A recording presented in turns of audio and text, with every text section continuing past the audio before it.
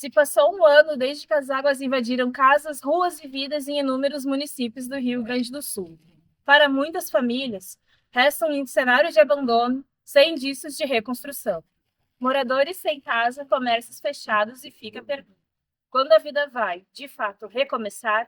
Dados referentes à enchente apontam que dos 478 municípios atingidos, o total de 2,3 milhões de pessoas foram afetadas, conforme o Boletim da Defesa Civil de abril de 2025. Mesmo com o atendimento à população, segue a ocorrência de famílias desalojadas, vivendo em abrigos temporários ou casas de parentes, muitas vezes em condições precárias. A lenta reconstrução das moradias e a dificuldade de acesso a recursos financeiros agravam o quadro de vulnerabilidade social, especialmente em regiões já fragilizadas pela falta de infraestrutura. Então, eu sou do bairro Vicentina, de São Leopoldo, perto da Gedore aqui, né? E na época da enchente, nossa casa ficou há quase 30 dias dentro da água. Cidades como São Leopoldo, na região metropolitana, seguem amedrontadas pelas fortes chuvas e rajadas de vento. No mesmo mês, o Centro Nacional de Monitoramento e Alertas de Desastres Naturais registrou 60 milímetros de chuva e ventos que ultrapassavam 100 km por hora. Ou seja, o cenário é de devastação, estabelecimentos destelhados, ruas e avenidas inundadas, afetando a saúde física e mental de quem ainda sofre com as consequências de desastres climáticos. De fato, a gente ficou bastante preocupado psicologicamente com qualquer chuva que dá. Isso transtornou famílias, transtornou negócios. O centro da cidade era próximo do Guaíba. Aliás, desde a enchente de 47, se não me engano, até essa enchente do ano passado, todo o centro da cidade ficou alagado. Na enchente de 47, foi muito pior, porque todo o centro funcionava, toda Porto Alegre funcionava lá. Então, detonou Porto Alegre, que é o centro da capital gaúcha.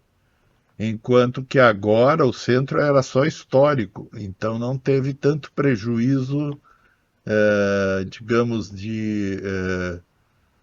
do funcionamento dos poderes e da organização pública. Embora, obviamente, teve problemas nas áreas marginais de Porto Alegre. Mas naquele tempo não era marginal, então relativamente foi menos ruim. Na economia não é diferente. Os efeitos da inundação afetaram os setores da indústria e da agricultura, mas sobretudo dos pequenos negócios, que por não estarem aptos a receber incentivo público-privado, acabaram fechando. Além das moradias, os comércios localizados nos bairros, os pequenos negócios como bares, bazares, lanchonetes, restaurantes, não tiveram a mesma sorte dos grandes empreendimentos. Quando você fala em um desastre, uma tragédia climática como a do Sul, é muito raso, né, falar só de números, né? Na verdade, a face da tragédia são as pessoas, né, que perderam casas, perderam propriedades, perderam vidas, perderam parentes, amigos, coisas do tipo, né? Então, essa dimensão da tragédia, que é uma dimensão que a gente não trata no campo da economia, essa é a maior dimensão da tragédia. Há, com certeza, pessoas que até hoje estão sem casas, sem lares, estão sem moradia, pessoas que perderam emprego porque alguma pequena fábrica, um pequeno comércio que fechou por conta da enchente não reabriu ainda, alguém que, de repente, por exemplo, você pegar no entorno do aeroporto, quantas pessoas trabalhavam naquele entorno e, de repente, de uma hora para outra, não tem mais emprego, porque quanto tempo ficou fechado o aeroporto Salgado Filho? Quanto tempo ficou fechado? Aquele ecossistema que tinha em torno do aeroporto, que se movimentava por conta do aeroporto, deixou de existir. Ele vai ser reconstruído ao longo de muitos anos e provavelmente muitos do que estavam ali não estarão na próxima onda. Por que não estarão? Porque não tem capital, não tinham capital e não tem capital para se recuperar, para esperar, ficar 8 meses esperando o aeroporto abrir. você não tem fluxo de caixa, não tem como você se manter. Então, você vai fazer outra coisa, você fecha o seu comércio, se tinha 2, 3 empregados, 2, 3 funcionários, colaboradores, você manda embora. E aonde que eles vão se recolocar?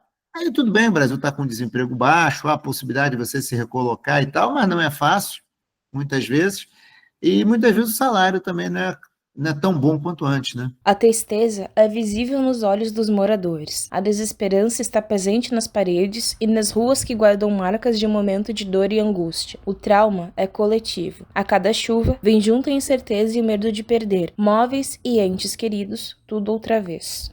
Essa reconstrução ela é lenta, porque as autoridades em si acharam que o nosso custo era 5 mil, né? Então deram 5.100 para nós, e agora vocês se virem. Até o nosso emprego, os nossos serviços, as empresas, eu tenho um pequeno restaurante.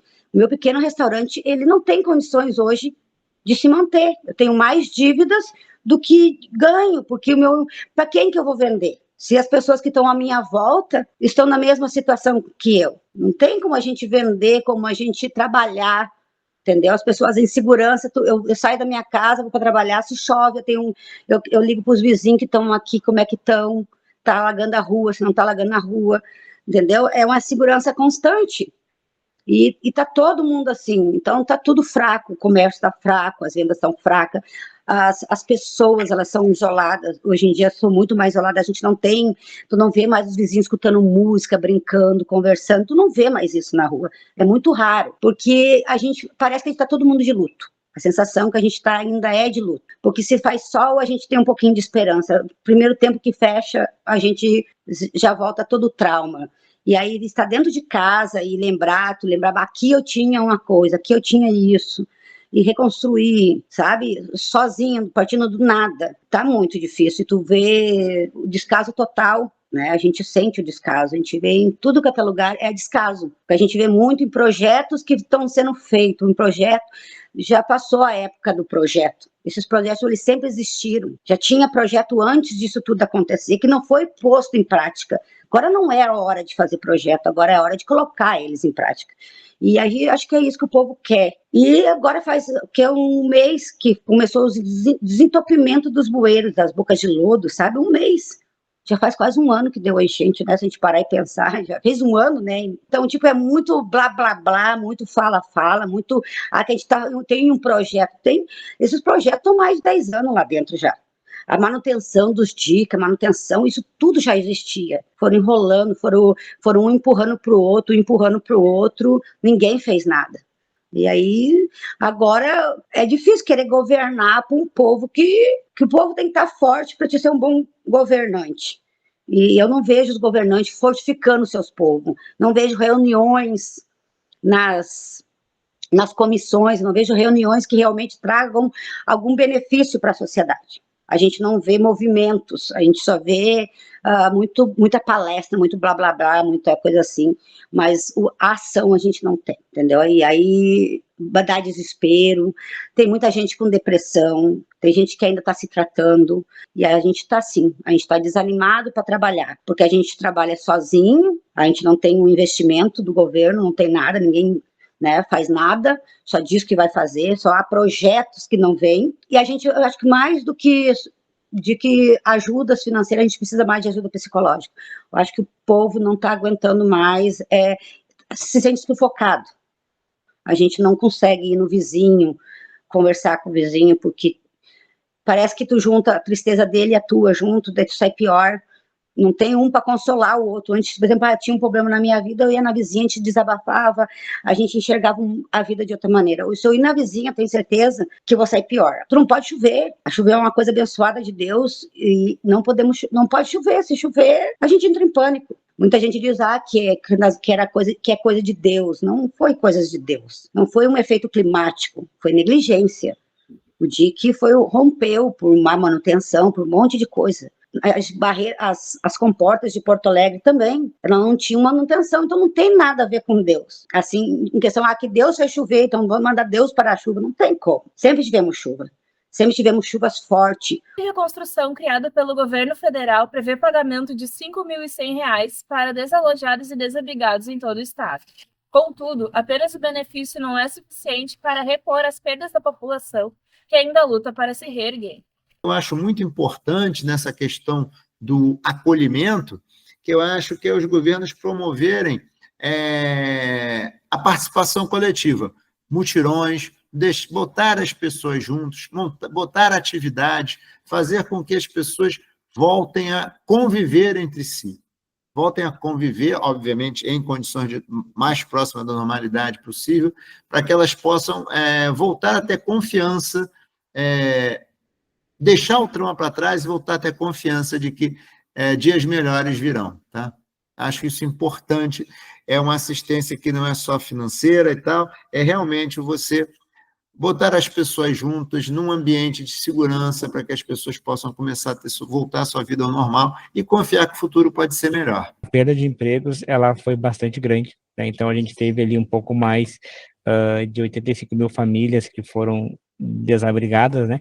E muitas dessas empresas também e de pessoas que estavam atuando não estão mais, né? Então a perda de emprego se correspondeu a em torno, tá, de 3 a 4% do PIB gaúcho, né? Que foi a mão de obra que deixou de ser atuante, né? Nesse período de 12 meses ali que vai fazer agora em maio. Os impactos foram muito grandes, né? Principalmente na parte aqui de Porto Alegre, por exemplo, né, onde ficaram bares, restaurantes e outros tipos de negócios bastante tempo fechado, alguns negócios até mesmo quebraram e não reabriram, né? Dentro desses negócios, não só os donos sofreram, mas as pessoas que estavam atuando ali junto com tinham os empregos, né, também ficaram bem prejudicadas. Então, esse impacto a gente consegue ver isso na própria economia, de demorar ali, por exemplo, o centro de Porto Alegre quase 6 meses para ele voltar ao normal, né? E a gente ainda tá voltando com isso.